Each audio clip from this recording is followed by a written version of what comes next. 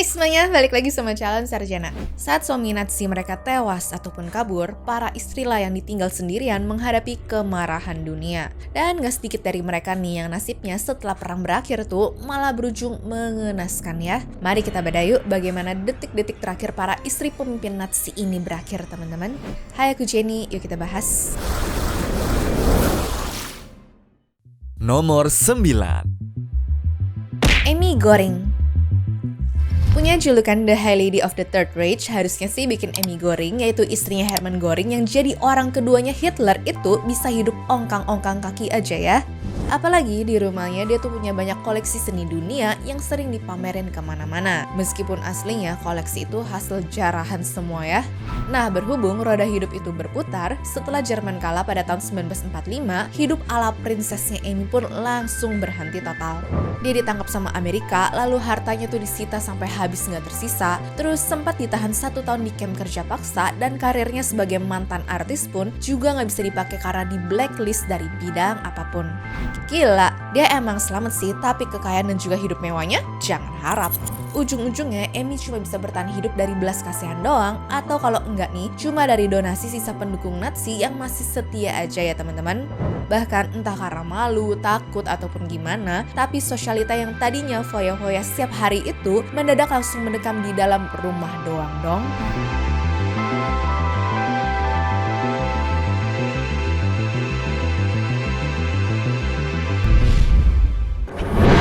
Nomor 8. Ilse Koch. Kalau tadi Amy cuma istri Nazi yang hidup bergelimang harta tanpa tahu apa-apa sama sekali, nah berikutnya ada Ilse Koch yang julukannya adalah penyihir Buchenwald karena hidupnya tuh 180 derajat kebalikannya si Amy. Ya, sebagai seorang istri komandan kamp konsentrasi Nazi, dia nggak cuma duduk manis doang ya, tapi beneran ikut terjun jadi pelaku kekejamannya. Hobinya itu tahanan, dimana bahkan suka bikin lampu hias dari kulit manusia yang bertato coba. Saking ngerinya, di kalangan Nazi aja nih, dia dicap sebagai sosiopat, coba kalian bayangin. Istri apa ini?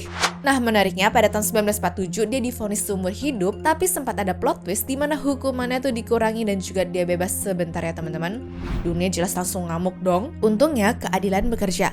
Pada tahun 1951 dia ditangkap lagi, diadili ulang, dan divonis seumur hidup lagi tanpa ampun. Di penjara pun dia beneran kena karma instan dong, anaknya diambil, dikucilkan napi lain, sampai berujung kena gangguan jiwa. Dan pada akhirnya karena depresi berat dan juga nggak punya siapa-siapa, Ilse bundir di selnya pada tahun 1967.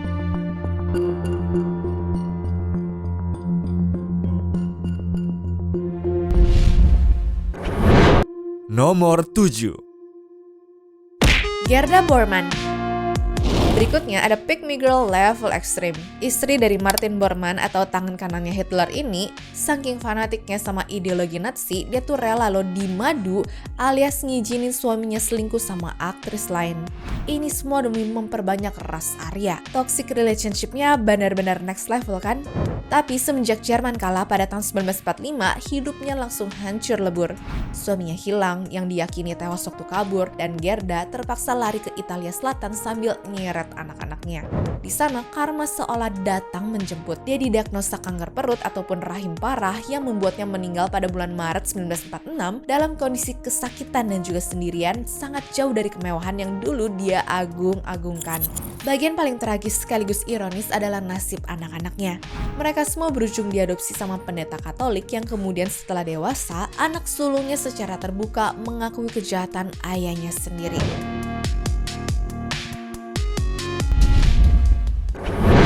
Nomor 6. Irma Gris.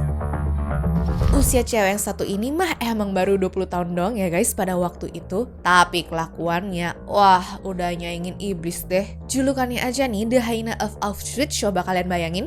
Oke, jadi Irma ini kerja jadi sipir camp konsentrasi Nazi ya. Hobinya tuh suka tahanan cewek di dada, suka nyuruh orang untuk jagain di pintu waktu dia tuh lagi nyerang tahanan secara seksual. suka nyuruh anjing nyerang tahanannya, terus sengaja nyuruh dokter operasi tanpa pakai pisau yang steril, dan suka nyuruh dokter ngelakuin operasi tanpa bius demi bisa dengerin teriakan para korbannya. Masalahnya waktu ditangkap nih, anehnya tuh dia tetap sombong, sibuk benerin rambut, ketawa-ketawa, dan gak ada merasa bersalah sama sekali di pengadilan dong. Ya seolah-olah dia tuh gak sadar kalau lagi diadili atas kejahatan kemanusiaan. Tapi pengadilan Inggris gak peduli mau dia tuh semudah apa. Vonisnya mutlak, hukuman mati. Irma digantung tanggal 13 Desember 1945 dan momen terakhirnya pun legend banget ya teman-teman. Waktu Algojo lagi masang tali di lehernya, dia cuma ngomong satu kata, Schnell alias cepetan. Gila, benar-benar muka badak ya.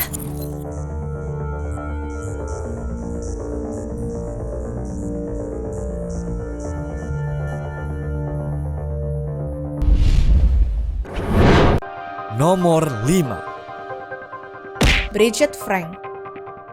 Istri pejabat kali ini hobi flexingnya paling kacau sih. Dia flexing pakai harta orang yang mau dibunuh coba. Bridget ini istrinya Hans Frank, yaitu Gubernur Jenderal Polandia, si penjahat perang. Saking tamaknya, Bridget dijuluki Ratu Polandia.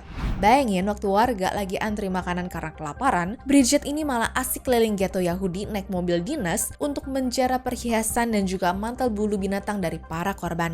Dia nggak peduli ya orang lain tuh mati, yang penting penampilan dia tuh tetap slay. Tapi karma emang jalannya tuh cepet banget.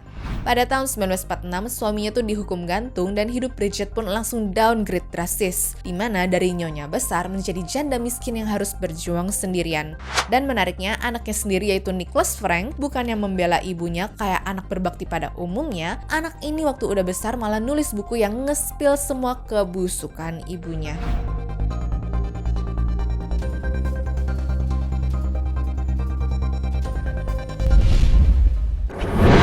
Nomor 4. Jenny Wanda Barkman. Secara tampang sebenarnya Jenny Wanda Barkman tuh kayak cewek normal baik hati gitu gak sih? Cuman semenjak tahu kisahnya, aku akhirnya percaya kalau kita nggak boleh ngejudge orang dari tampang doang ya. Ya soalnya walaupun mukanya cantik dan juga kelihatan polos, tapi kelakuannya tuh kayak iblis. Bayangin cewek berjulukan Beautiful Spectre ini hobi perempuan dan anak-anak pakai cambuk kuda. Dia bahkan pernah bilang ya kalau milihin orang buat dimasukin ke kamar gas itu rasanya menyenangkan banget. Waktu di sidang setelah perang pun bukannya nyesel ataupun nangis, dia malah senyum-senyum songong, ngerapihin rambut dan merasa nggak bersalah sama sekali. Jenny bahkan sempat kasih quotes terkenal nih, hidup itu emang untuk bersenang-senang dan kesenangan biasanya tuh singkat. Ya dari situ hakim jadi lebih mudah untuk ngasih hukuman tanpa ampun ke Jenny, yaitu hukuman mati gantung yang eksekusinya di Bukit Stolzenberg, Polandia dan ditonton oleh 200.000 orang pada saat itu.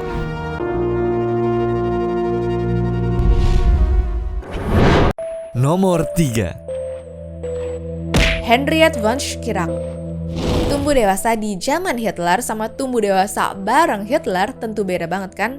Apalagi Henriette ini dengan nyamannya manggil Hitler tuh sebagai julukan Om, coba kalian bayangin. Dia bahkan gak takut ya untuk negor Hitler secara langsung. Nah waktu udah gede pun Henriette ini dinikahkan tuh sama Baldur von Schirach yang pada saat itu merupakan bos dari Hitler Youth. Tapi pada tahun 1943 jadi plot twist terbesarnya nih. Henriette nekat ngomelin Hitler di depan umum soal kekejaman deportasi wanita Yahudi yang dia lihat di Amsterdam. Hitler ngamuk berat lah. Henriette langsung di-ban dan juga diusir dari circle elit Nazi selamanya. Waktu Jerman kalah pun suaminya divonis 20 tahun penjara di Nuremberg ya. Henriette yang tadinya princess mendadak jatuh miskin. Alhasil di kondisi jatuh miskin, dia ngambil keputusan yang sukses bikin semua orang tuh kaget karena dia milih menceraikan suaminya saat masih di penjara dan banting tulang dengan jualan barang bekas demi bisa ngasih makan anak-anaknya.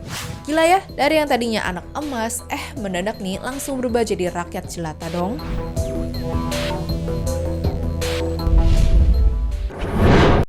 Nomor 2. Margaret Himmler.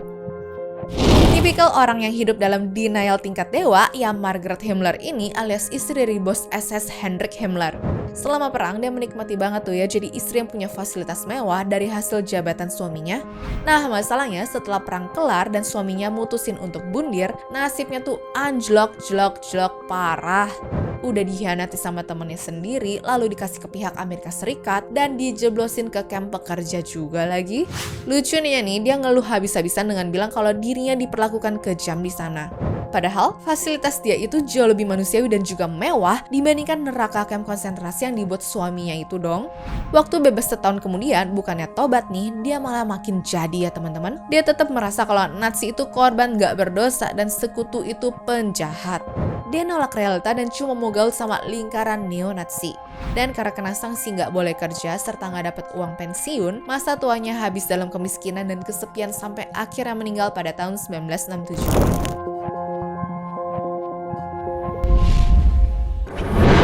Nomor 1. Magda Goebbels. Kalian percaya nggak sih kalau gelar ibu teladan di zaman Nazi itu justru dipegang sama ibu yang 6 anaknya sendiri? Inilah kisah Magda Goebbels, definisi nyata kalau fanatisme itu bisa bikin orang tua kehilangan akal sehat. Magda itu istrinya Joseph Goebbels, yaitu menteri propaganda Nazi dan sering dianggap sebagai first lady-nya Jerman pada saat itu. Pas Mei 1945 waktu Nazi udah di ujung tanduk dan juga kalah telak, Magda sebenarnya dapat tawaran untuk nyelamatin anak-anaknya ke luar negeri. Tapi dia tuh nolak mentah-mentah. Dia bilang dunia tanpa ideologi Nazi itu nggak layak untuk ditinggali anak-anaknya. Gila, ini toxic level dewa sih ya guys. Alhasil setelah mulai sadar kalau perang berakhir dengan posisi Nazi itu kalah total, dia pun ke 6 anak yang pakai morfin untuk kemudian dicekokin kapsul ke mulut mereka satu persatu. Nggak cukup sampai di situ aja ya, tapi setelahnya pun dia barengan sama si Joseph, yaitu sang suami, langsung naik ke taman bunker untuk menemui ajalnya secara mandiri. Para tentara pun bisa tahu keputusan ini karena Magda ninggalin surat yang bilang kalau dia tuh lebih milih anak yang nggak ada di dunia daripada ngeliat Nazi kesayangannya berujung kalah. Anyways, cukup sampai di sini ya guys video hari ini. Sampai jumpa di video selanjutnya. Dah.